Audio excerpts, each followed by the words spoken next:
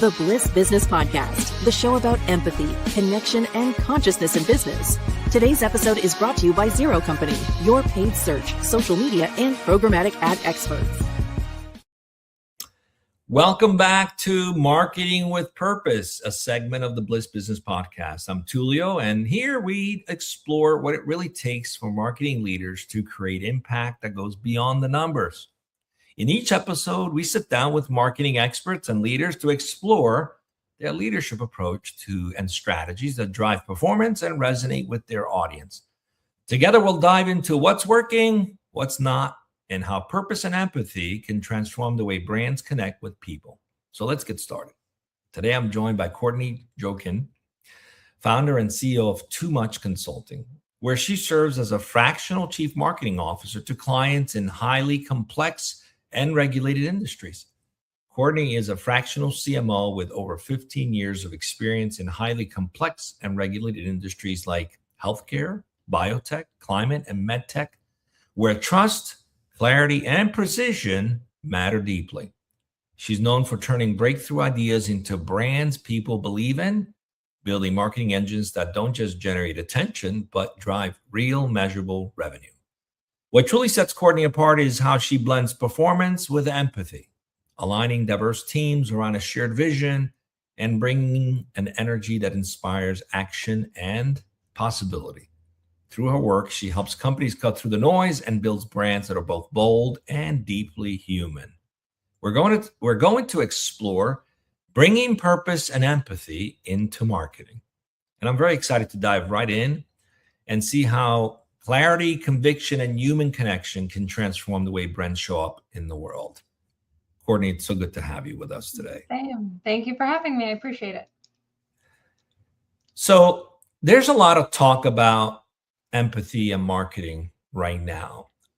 Before we get into the conversation, I'm just curious, why this topic for you? Why did you choose bringing purpose and empathy into marketing? Why does that feel meaningful for you and timely now? Just curious to get your thoughts on that. Yeah, that's a good question. When I was presented with a list of topics to choose from to have this conversation with you, this one really speaks to me. It's something I've always held really closely, and I think I might have been ahead of my time in doing so with how I've managed my team members. So I take it really personally internally, but have found over time that externally it's a non-negotiable too. And even with the transition of how team members work with each other, it's being an empathetic leader has gone from being a nice to have to a must have. So how can we have these conversations to really normalize having emotions, feeling feelings, and what does that mean, both internally for your team members and externally for your customers, and how can we address that from a marketing aspect?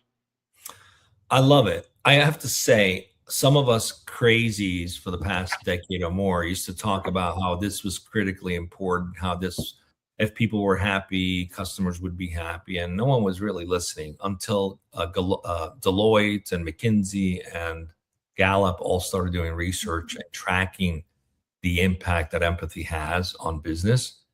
And now boards that are not looking at this as a strategic way to run their business are really doing their businesses at a disadvantage. So you're right. It is strategic. It's not just a nice to have. It's strategic. So let's dive in, because maybe the school's in session today. Let's see what we can share with people. All right. So now there's a lot of talk about empathy, as I said, in marketing right now, but it can feel like a buzzword. A lot of people do use it that way. Sadly.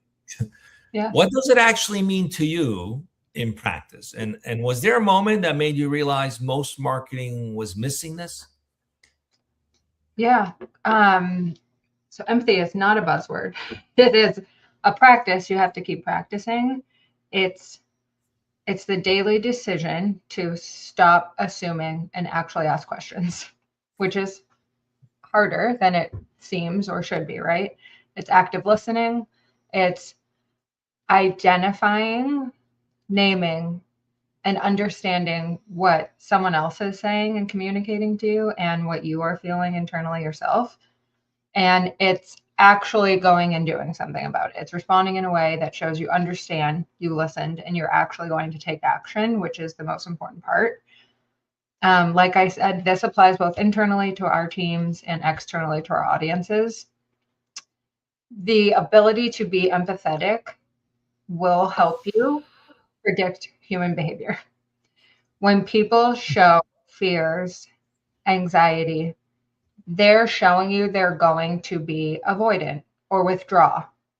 If people are showing you feelings of anger, they're showing you they're going to behave with criticism and confrontation. When people tell you that they're happy and they're joyful, they're more likely to approach with a behavior of learning and sharing and engaging and telling someone else about that conversation. Now, I think the most important thing here is that people are telling us these feelings, whether or not we're asking as marketers, whether or not we're listening to them. But what if we actually did in order to predict how they're going to perform? Because they're going to do it whether we're asking or listening or not. And let's say a customer is constantly telling us what their reality is, how they're feeling. They're on Reddit boards, they're on social media, they're sending our customer service emails, and we are not listening. We're not responding. We're not pivoting our strategy. We're not changing our products. How is that customer going to feel? Frustrated. What happens when you feel frustrated? When you feel unseen and unheard, which we were just chatting about, you stop having trust in that company, in that product, in that service. And without that trust, you don't have a relationship, right? And that can be applied on the flip side with internal team members too. Most marketers, which I think we're more so now than ever seeing the transition of marketing is not about us as a company, about our service, about our product. It's about you. It's about your feelings, how your experiences, what your needs are, what problem you have that we're solving. And the only way for us to engage with our customers and not talk at them anymore is to be empathetic, right? Have this level of trust that's required from a buyer to actually buy from us. And we cannot engineer trust by talking about ourselves. We have to listen, we have to ask, we have to identify, and then we have to go and actually do something about it. I love the thought of servant leadership, right? This is nothing new. This has been a thing for many, many years. What if we didn't just practice this internally as a leader for our team?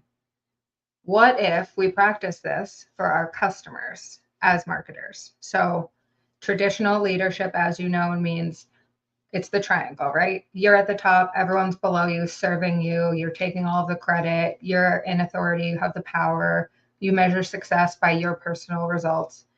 And then when you flip that for servant leadership, you're sharing your knowledge, you're educating, you're listening before you're speaking, you're measuring success by everyone's growth and understanding, and you're focusing more on development. What if you did that for customers also? And you approached it with empathy, and you had to understand what's driving them as a customer. What do they like? What do they dislike? You're sharing the praise together, right? We did this together because you gave us feedback. We listened. We admitted something was wrong because you identified that for us, and really became more of a collaborative team versus shouting at your audience. And you get to learn from them, and you get to actually solve their problems together. Absolutely. I love all that. So, and a board will listen to that and say, that's awesome. Nice. But we got some pressures. We got a quarterly objectives to meet, we got this pressure for short-term ROI. So how do you go about balancing protecting the long-term brand building? Because what you're speaking to, it requires being constantly curious. Mm-hmm. And it's really about establishing the brand's identity. And that takes time, just like human identity takes time. It's our behavior and our actions that actually dictate our identity, not what we think of ourselves is what we do. So as a brand, the long play sometimes is under a lot of pressure because I got to make the quarter numbers, right? So How do you protect that brand building when the board is like focusing on the quarterly results? Can you show me the money now? Because that's the big question a lot of CMOs are challenged with. Like, I know what I need to do, but I'm under this pressure, under the gun to like produce results now. And I always say, well, if you're planning for the next quarter, you're always going to be behind, because if you plan for the next quarter in 2 years from now, which is a quarter coming, then you might actually have a better strategy. But I'm curious, what comes up for you when these things take place? Yeah, that's a very valid question. As we know in marketing, everything goes back to the dollar, to the ROI. And we've all been in that meeting where you're saying your quarterly marketing plan, you think it's like hitting, it's so creative, it's so cool looking. And then the board and finance come back and go, okay, but you have long-term brand strategy on here. Show me the numbers, prove this to me. And you just have to stop speaking marketing and start speaking finance with them and say, it will always cost us more to win a new customer than to keep the one we already have. Emotionally connected customers will stay loyal. They will come back. They will refer others. Over time, they're going to be measurably worth more than generating a short-term performance kick, whatever it is you're asking me to do because you're fixated on short-term results as the board.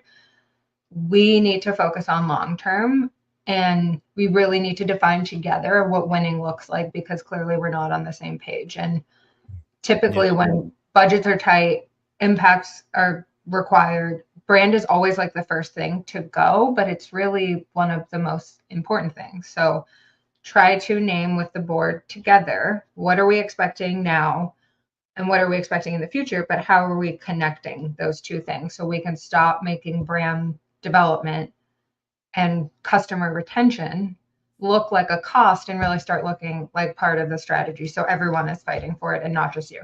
Yeah, I love it. I mean, you're speaking to leading with purpose, but now let's stress this a little further, okay, Courtney, because we like to go deeper on these things. What happens when you're under pressure, right? The brand is in crisis. Usually empathy is the first thing that gets abandoned in favor of damage control. How do you hold on to it when you're firefighting? Yeah. If you, like I said in the beginning of this conversation, empathy is a practice. It is not something you can just turn on and off and implement when you so choose. It is something you really have to implement daily, internally and externally. So if you have not been doing that, there is no way to save yourself in a crisis, right? If your brand is a planned brand, you have to know that crises will happen in order to remain calm, to have clarity, to set the goals for the next steps. You have to be real and plan for it. It's going to happen. I don't care who you are, what product, what service you have. Something bad is going to happen. And how are you going to show your customers that you're smart enough and proactive enough to have planned for this, so they give you some grace, right? Because if you didn't, there's no PR statement in the whole world that's going to like damage control for you. Yeah. When you're in, because a lot of companies think that being empathetic is some kind of performative thing you do when it's necessary. And you're speaking to, it's got to be culturally woven into the DNA. If it's not, you're going to have a problem. The crisis is coming no matter what. Yes. So if you're not building into the muscle of empathy in that moment, it's not going to serve you, because it's going to sound disingenuous. Exactly. Right. Because you're saying during that moment, what do I need to do and say to protect myself so I don't ruin my reputation, instead of what do our customers need to hear right now to ensure we're a stable brand to remain loyal to. And that's really the switch from being proactive and planned to reactive. A response that is reactive is automatic when you're panicking in a crisis, but when you intentionally respond, it shows that you address this would happen and you have a game plan with A through Z. Yeah, I mean, I like what you're saying, and I think companies should take note of it. Like, plan for crisis to happen. Don't Mhm. assume it won't. And the best way to plan for the crisis is to actually create a culture where it's ready for it at any given Mhm. moment, Yeah. where it's ready to respond. It's no different than being your day-to-day operation versus when you're in crisis mode, because you're going to respond the same way. And that's going to earn you more points with everyone than anything else, because this there people are looking for your consistency too. Yeah. Crisis happen, but if you're consistently the same from a cultural perspective, usually will get past it a lot better than someone who's responding.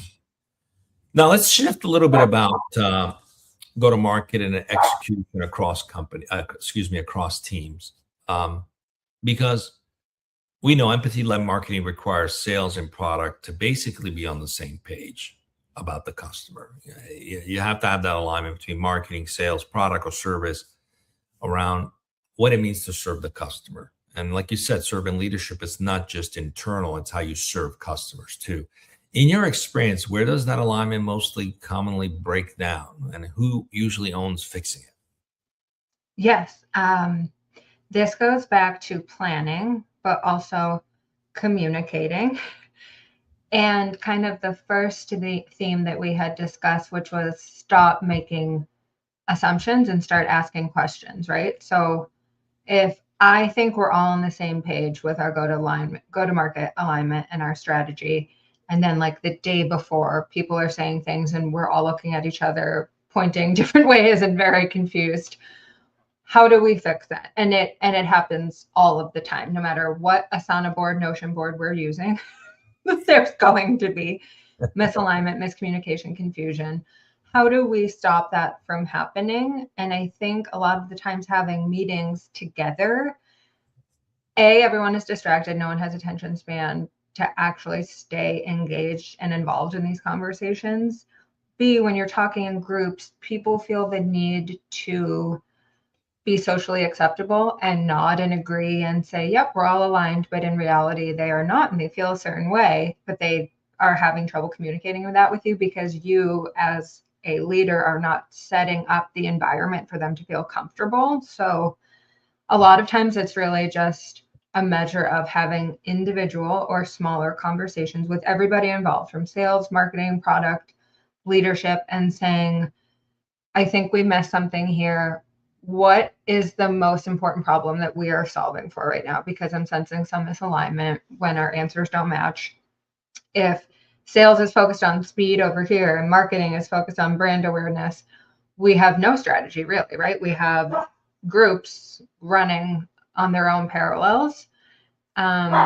We have to ask what has worked well for people before and what didn't. And I think this is always an assumption based on one's own experiences, and having like end of product or product launches or project management regroups after, of being like, what did we see here? What patterns happened? Who can I trust here? What went well? What didn't went well? Did we go on our timelines? Like, did we miss anything here? Each team has to operate solely, but also together. And then the last thing would be like, how are we going to win this, right? If you're thinking our measure of success is one thing, I'm thinking this, you're thinking that over here, and we are not aligned on this needs to happen by this date and actual numbers to match against it, we're going to spend more time and money and trust for everybody involved. And I'd have to say, and some companies may not agree with this, but I'm pretty sure you will too. We'll see. But the question always comes up: who owns that alignment? And Yeah. and I think there's a misunderstanding of what a CMO actually does. There's always this external focus for the CMO, but it's really the owner of the community, both the external community building and the internal community. And if you're telling the markets one thing, but there's misalignment internally, customers will feel that. So it doesn't become a change management HR issue. It is a market performance issue when there's alignment and disagreements and silos that don't talk to each other. That is a market performance issue. Mhm. And Yeah. so the question is, who owns that? And I venture to say the CMO owns that. And a properly empowered CMO should be able to fix that in partnership with operations and HR and the CEO. What are Mhm. your thoughts on that? I wholeheartedly agree with you because being in the market, all you have to worry about is your customer satisfaction, customer loyalty, customer retention. If your customers are complaining or finding gaps in your product or service that you're offering, it is your job in marketing to hear that, come back to product development and say, here's what we need to fix. Here's what I'm hearing from our audience. Here's what we need to go do. And then sales to communicate that back to them and say, okay, we heard you. Here's what we changed. We've worked with marketing. So I think it has to come from marketing. Yeah, I agree. All right, let's talk about insights and how those can drive strategy. And what I'm looking for here is maybe share a time when a customer or even employee gave you some feedback on that tied into behavior data, which completely shifted your campaign direction. What did that teach you about balancing intuition with analytics? We live in a time where everything is data driven, but sometimes you learn stuff that are more human behavior related that can change a direction, even though the data says one thing. Listening is telling you something else. Yeah. Any stories of where that came to play? I'd love to see what you learned from that and how you do that today for anybody who might be listening that wants to find that balance as well. Yes, I have many stories. I think the most important question to ask when you get data is, where is it coming from? When did it come from? So many times we've had our market research presented to us. Leadership is on board and says, this is what the most important thing is for our product, right? We've run all these tests. Speed is the most important thing for this product, right? It has to be the fastest on the market. And we are like, yes, I see where you're coming from. Everybody's on board with it. Let's go do it. Speed messaging, speed campaigns, speed graphics.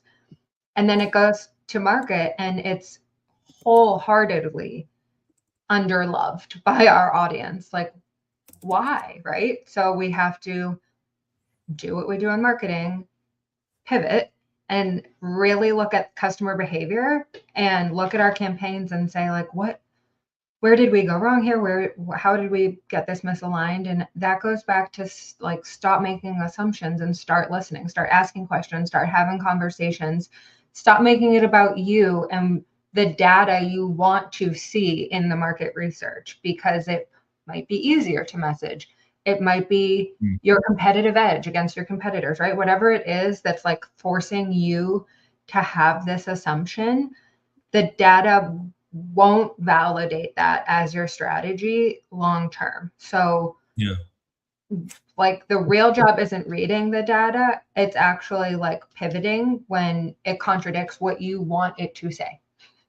Yeah, that's tough because that you said it all there, right? Because if you go into it with a preset notion of what it should be and it doesn't, and the data or even the insights or what you're hearing doesn't align, Yes. and then you're like, well, how do I make it align? That's the wrong approach. You don't make it align. You pivot, you adjust to, Right. you align to it. And listening, you've said that many times. I love that because it's like, it also reminds me we have 2 ears and 1 mouth. We should do double the listening, half the talking. And a good marketer does a lot of listening instead of just talking. So I love that. All right, let's continue on, because at the end of the day, it's all about revenue. That's what we're being judged on, right? So what's worked best for turning marketing into a revenue driver at companies you've served? Where do you still see like a gap in CRM or lead tracking or sales alignment that make it really hard to measure success? Yeah, I think you hit the nail on the head with marketing has to be the owner of more than they might be comfortable with all of the time. Marketing owns the entire customer journey, and revenue will automatically follow the feelings that you allow your customers to have. When you control the feeling of a customer at every single touch point, from their first impression all the way down to them being a brand ambassador for you, it really, the customer journey becomes a revenue engine all on its own. So I like to say, not even start with like, what does this product solve for? What is the feeling we need our product or service to fulfill in our customer? What are they feeling right now? And how do we resolve that and work backwards on the actual development of that? Going back to exactly what you just said, how we're defining empathy. Stop assuming, start asking, start actively listening, identify, name, understand the feelings, and then respond in a way that shows you did all of those things, right? Because this has been said 1,000,001 times, but I'll keep reiterating it. People will always forget what you said, will always forget your graphics, but they will never forget how you made them feel. And that is what really constitutes a brand ambassador for you. And I think the minute we get a sale, there's this like, all right, hallelujah, we're all set, all done, marketing and sales done, moving on to the next step. And that transition from a first-time buyer into a repeat buyer is so often ignored. And we don't ask for reviews or request feedback or build the advisory boards or the brand ambassador programs that we really need to like get the insights we need from our customers, right? Because if they feel valued and loved and respected and heard and seen, they're going to tell us all the information we need to keep giving them the best product or service, to keep giving them the best solutions to their problems. And that is where retention happens, and their recommendations to new customers too. And then remember, it always costs more to acquire a new customer than to keep one. So how do you keep them? You asked specifically about CRMs, and that is like the black hole of everything we always talk about as marketers, right? It is a graveyard of like the best intentions. There are so many good insights from sales. They have these incredible conversations with leads who never turn into and convert to customers. Their objections, their hesitations, the why they almost but really didn't buy, that is like such marketing gold, and it never makes us back to us, and it has to. So how do we have those conversations with sales to say you have to be recording these conversations in the CRM, and we have to really find a way to translate that to us for our bigger strategy as marketers? Yeah, I think, Courtney, that speaks again to the element of culture, right? If you have a culture that's focused on learning and growing together, Yes, it changes the whole paradigm, right? Instead of being so focused on performance, the goal is learning and growing. So when you share those learnings and growing, the performance automatically happens because you're getting to the truth faster. What's not working, what is working.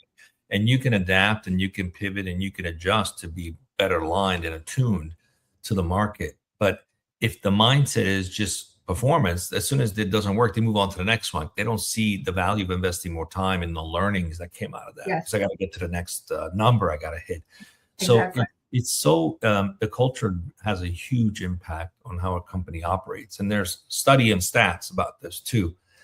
Final question. We're running out of time. We could talk for hours. I love everything you're saying. Maybe there's a story where at one point, how your approach to be more purposeful, more empathetic, and how it shaped a campaign. Maybe there's a personal story of something you heard that it had a meaningful impact on a customer or an employee, something like that. Do you have a story? We want to hear some heartfelt story, because ultimately, like, the performance is great, but did we make a difference in someone's life? I'm curious to hear a story like that, if you could.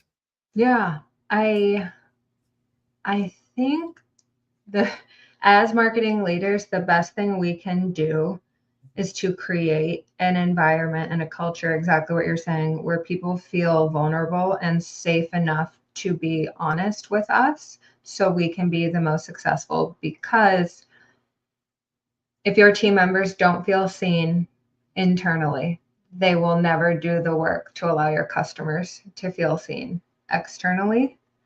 And there are so many factors that go into it, right? We're working with human beings. We're not working with robots. We are so more every day now. But when our team members are experiencing real life situations and we have no idea where they're coming from, and we're not coming at it from an empathetic point of view, we're reiterating deadlines, we're getting frustrated, and we're not asking them what the underlying issue is. We're making assumptions, right? I could say so many stories of like my younger career where I would react this way and say, like, I'm in a position of authority. I am your manager. Why are you not following through on what you said you were going to? Versus over the years, really understanding, hey, you've had this pattern of behavior of like always being on time with your deliverables. And I see that you're not doing that. Is everything okay? And like the tears flow. And you finally get to the heart of the matter and you're like, all right, take the day off. No worries. Like, come, let's loop back Monday and revisit this when we're both ready. And everything is better. They feel seen and heard. You feel okay because you addressed the issue, and then everybody gets what they need. So that's it. I love it. Well, thank you, Courtney. If people want to learn more about you, where should they go? TooMuchConsulting.com or add me on LinkedIn. Wonderful. Thank you for joining us on the Marketing with Purpose series of the Bliss Business Podcast. I hope today's conversation sparked new ideas for how you can align strategy, execution, and purpose in your own work, and the importance of being curious and listening. If you found value in this discussion, please like, subscribe, and share it to keep the conversation going. And remember, great marketing doesn't just sell, it serves. See you next time.